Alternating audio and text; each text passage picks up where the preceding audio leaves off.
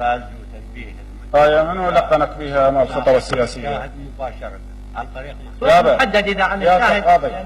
يا تقاضي اسمح لي بلغناك قبل. يا جماعة انصفونا ينصفكم رب العالمين.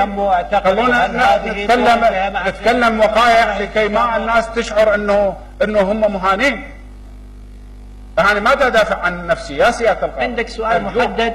نعم أنا عندي سؤال. تفضل السؤال المحدد حتى نوجه لك. أنت تقمعني يا سيادة الرئيس، أنت تقمعني. ليش تقمعني؟ لا ما أنت لا هاي قمع والمبدأ العام رجلة تشتغل على هذول الأدوات مالته. ويأتي دورك الإفادة. هذه ساعات مجرد عدم التجاوز والوقت قد ضاع والشاهد متعب ولدينا شهود آخرين ويجي وقت المتهم وله ما يتكلم. إذا عندك شاهد بوقته فليسأل إن كان لديه سؤال.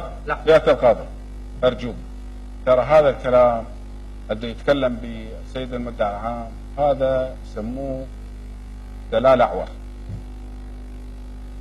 شنو متعب؟ شنو ما متعب؟ احنا حطيتونا نحن امام اجراءات. يا القاضي احنا سؤال عندك سؤال محدد.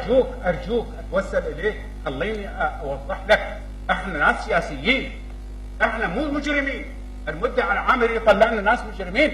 والله شنو الشاهد مالي متعب، واذا متعب لعله يموت.